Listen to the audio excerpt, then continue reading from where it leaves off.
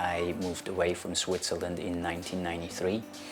And as a small family, we decided eventually we want to go to the south of the United States, and ended up pretty quick in New Orleans. A complete different world compared to Switzerland. In Switzerland, you have the issue of permafrost and melting glaciers, and all that water comes actually to where I'm now, right? When it comes to New Orleans, it creates rising sea levels, it changes the climate in that way. When Hurricane Katrina hit New Orleans, I had to evacuate, but my family came back after half a year. It was important to me to be part of the rebuilding process in an environmental conscious way. So when I first came back, I would change all the light bulbs in my home as a very simple action. And the next month I realized how the energy bill went down dramatically. Then it made me think about the rest of the community. How can a whole community make that change?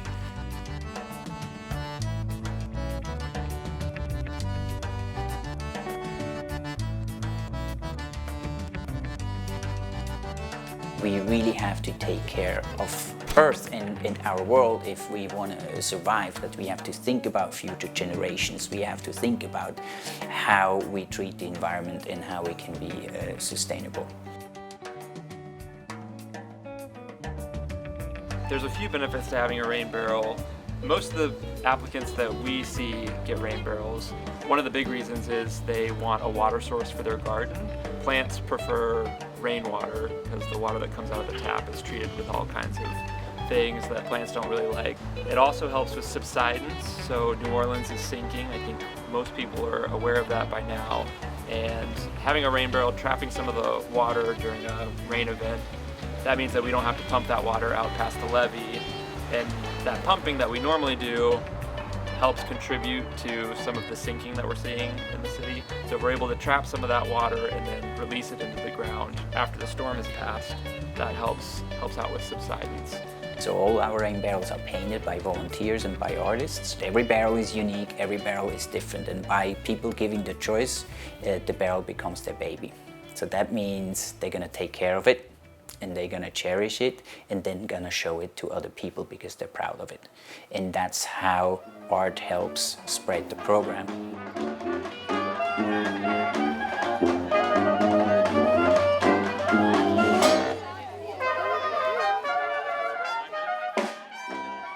So my heritage connected to New Orleans, connected to the environmental world, connected to art, because I'm an artist at heart. It was interesting how that project made it possible for me to connect all these things together, right? I got connected to Switzerland and started to really think about what are the environmental connections between New Orleans and Switzerland. What is the impact that we face in both worlds? And at the same time, through the artists getting involved in the panel, it made me understand a lot more and appreciate how important the art is. In regards to the rain barrels, it also connected me to the work of my son. Katrina was really impactful in my life. I was 14 at the time, going into high school. I moved back here after college and kind of noticed a lot of vacant lots in the city and people using them to grow food on. And that kind of sparked my interest in exploring those issues further.